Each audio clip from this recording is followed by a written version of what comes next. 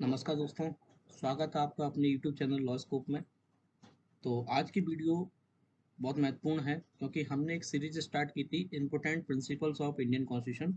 उसकी सीरीज का third principal आज हम जानने वाले हैं। इस प्रिंसिपल का नाम है डॉक्ट्राइन ऑफ वेवर, यानी कि अधित्याग का सिद्धांत। तो what is doctrine of waiver, क्या होता है, कैसे काम करता है और इसका क्या रूल है, इसके बारे में आज की वीडियो में आपको मिलने वाला है। तो वीडियो को एंड तक जरूर देखिए। आपने चैनल को सब्सक्राइब नहीं किया तो सब्सक्राइब कर लीजिए। तो चलिए हम स्टार्ट करते हैं आज के इस वीडियो को। तो सबसे पहले हम बात करें डॉक्ट्राइन ऑफ वेवर जो है, इसका उद्देश्य क्या है, क्यों हमें इसको बनाना पड़ा। तो इस सिद्धांत का मुख्य उद्देश्य व्यक्ति के मौलिक अधिकार यानी फंडामेंटल राइट्स जो हैं उनको कहीं ना कहीं संरक्षण प्रदान करना है। क्योंकि फंडामेंटल राइट हर व्यक्ति के वो राइट होते हैं जो एक व्यक्ति को व्यक्ति के रूप में जीवन जीने के लिए जो जिन चीज़ों की आवश्यकता होती है, एक मनुष्य के रूप में जीवन जीने के लिए जिन आवश्यकता होती है, वो सारे फंडामेंटल राइट कहीं ना कहीं उसके अंदर दिए रहते हैं। वो सारे अधिकार हमने इंडियन कॉन्स्टिट्यूशन के पार्ट नंबर 3, जिनकी आर्टिकल 12 से लेकर 35 तक हमने दे रखे हैं। तो उन्हीं राइटों को संरक्षण प्रदान करने के लिए हमने डॉक्ट्राइन ऑफ वेवर बनाया। अब होता क्या है डॉक्ट्राइन ऑफ वेवर, इसके बारे में समझते हैं। इस सिद्धांत का ये कहना है कि कोई भी व्यक्ति अपने फंडामेंटल राइट यानी कि मौलिक अधिकारों को स्वेच्छा से त्याग नहीं सकता। क्यों नहीं त्याग सकता? क्योंकि हर व्यक्ति को ये फंडामेंटल राइट दिए हैं, वो स्टेट की ड्यूटी है। क्योंकि हम जानते हैं अधिकार का अस्तित्व विदाउट किसी की लाइबिलिटी से नहीं होता। जब किसी का अधिकार होगा तो किसी की लाइबिलिटी होगा, ड्यूटी होगा।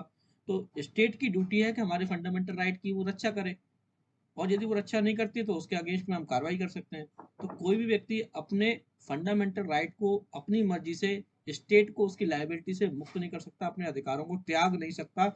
इसके बारे में बोलता है डॉक्ट्राइन ऑफ वेवर। और डॉक्ट्राइन ऑफ वेवर क्यों इसलिए हमें इम्पोर्टेंट लगता है, क्यों है ये, इसके बारे में बहुत सारे केसेस के माध्यम से माननीय सुप्रीम कोर्ट ने इसके बारे में बताया। सबसे पहला जो बहुत लीडिंग केस है इसका, Behram Khurshid versus state of Bombay के नाम से जो केस है, इस केस में माननीय सुप्रीम कोर्ट ने कहा कि जो त्याग का सिद्धांत है, जो कि अमेरिका में जब इंडियन कॉन्स्टिट्यूशन सॉरी अमेरिका में जब कॉन्स्टिट्यूशन का इंटरप्रिटेशन किया जाता है तो उसमें इसको लागू किया जाता है, लेकिन वहां के संविधान में जो लागू निर्वचन में इसको लागू करते हैं, इंडिया के अंदर ऐसा लागू नहीं होता।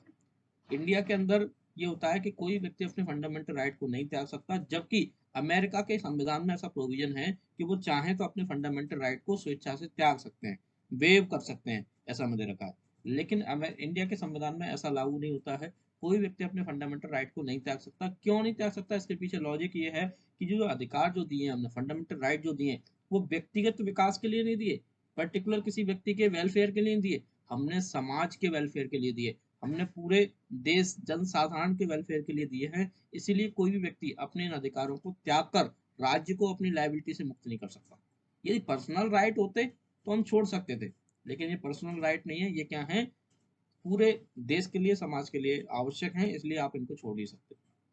ऐसा ही एक और मामला आया, विश्वेश्वर नाथ वर्सेस इनकम टैक्स कमिश्नर। इसमें भी माननीय सुप्रीम कोर्ट ने कहा था कि कोई भी नागरिक संविधान द्वारा प्रदत्त अपने मूल अधिकारों को त्याग नहीं सकता है, क्योंकि ये जो अधिकार न केवल व्यक्तिगत हित के लिए संविधान में दिए गए हैं, बल्कि लोक हित के लिए, लोक नीति के लिए, पूरे समाज के हित में ऐसे हैं, ऐसे लेके आए हम, इस तरीके से हमने इसको इंडियन कॉन्स्टिट्यूशन में बना रखा है। तो ये था doctrine of waiver. Doctrine of waiver के संबंध में और भी कोई जानकारी आपको चाहिए तो आप हमें कमेंट करके पूछ सकते हैं, और इस तरीके की सीरीज आगे देखने के लिए चैनल को सब्सक्राइब जरूर कर लीजिए। आने वाले समय में हम सारे प्रिंसिपल्स इंडियन कॉन्स्टिट्यूशन के डिस्कस करने वाले हैं। ये था थर्ड प्रिंसिपल। इसके बाद नेक्स्ट प्रिंसिपल हमें मिलेगा अगली वीडियो में। तब तक के लिए थैंक यू सो मच, और मिलते हैं अगली वीडियो में। नमस्कार।